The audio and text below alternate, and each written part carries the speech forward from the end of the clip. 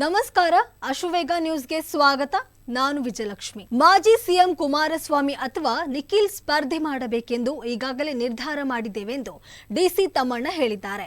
ಸಕ್ಕರೆ ನಾಡು ಮಂಡ್ಯ ಲೋಕಸಭಾ ಕ್ಷೇತ್ರ ಮತ್ತೊಮ್ಮೆ ಹೈ ವೋಲ್ಟೇಜ್ ಕ್ಷೇತ್ರ ಆಗುತ್ತಾ ಎಂಬ ಕುತೂಹಲ ಎದುರಾಗಿದೆ. ಏಕೆಂದರೆ ಮಂಡ್ಯದಲ್ಲಿ ಜೆಡಿಎಸ್ ಪಕ್ಷ ಸಖತ್ ಆಕ್ಟಿವ್ ಆಗಿದೆ. ಇದರ ಹಿಂದೆ ಹಲವು ಲೆಕ್ಕಾಚಾರಗಳಿದೆ ಎನ್ನಲಾಗ್ತಿದೆ.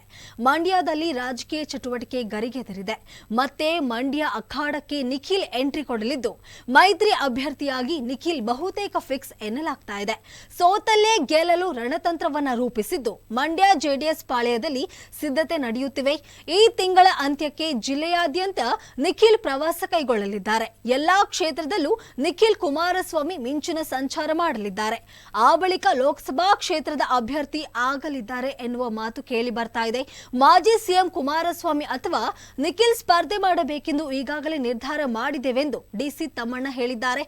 ಇದರಂತೆ ಕೂಡ ನಿಖಿಲ್ ಸ್ವಾಗತಕ್ಕೆ ಮಂಡ್ಯದ ಎಲ್ಲಾ ಕ್ಷೇತ್ರದ ಜೆಡಿಎಸ್ ನಾಯಕರಿಂದ ಮದ್ದೂರಿನ ಪ್ರವಾಸಿ ಮಂದಿರದಲ್ಲಿ ಸಭೆ ನಡೆಸಲಾಗಿದೆ.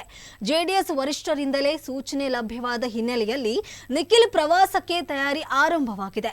ಈಗಾಗಲೇ ಜೆಡಿಎಸ್ ಮತ್ತು ಬಿಜೆಪಿ ಮೈತ್ರಿ ಸೀಟು ಹಂಚಿಕೆ ವಿಚಾರ ಫೈನಲ್ ಹಂತಕ್ಕೆ ಬಂದಿದ್ದು ಮಾಜಿ ಸಿಎಂ ಎಚ್.ಡಿ. ಕುಮಾರಸ್ವಾಮಿ ಅವರು ಫೆಬ್ರವರಿ 10ರ ಬಳಿಕ ದೆಹಲಿ ಪ್ರವಾಸವನ್ನ ಕೈಗೊಳ್ಳಲಿದ್ದಾರೆ.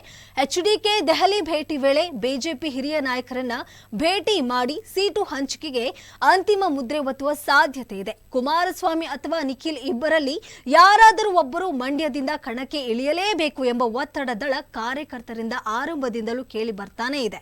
ಇದರಿಂದ ಮಂಡ್ಯದಲ್ಲಿ ಜೆಡಿಎಸ್ ಹಳೆ ಲಯಕ್ಕೆ ಮರಳಿದೆ. ಅಗ್ರ ನಾಯಕರು ಸ್ಪರ್ಧೆಯನ್ನ ಮಾಡಿದ್ರೆ ಮಂಡ್ಯ ಗೆಲುವು ಸುಲಭ ಆಗುತ್ತೆ ಎಂಬ ಲೆಕ್ಕಾಚಾರವು ದಳ ನಾಯಕರ ಮುಂದೆ ಇದೆಯಂತೆ. ಇದಾಗಿತ್ತು ಈವರೆಗಿನ ಸ್ಪೆಷಲ್. ನಿರಂತರವಾಗಿ ನೋಡ್ತಾ ಇರಿ ಅಶ್ವೇಗ ನ್ಯೂಸ್.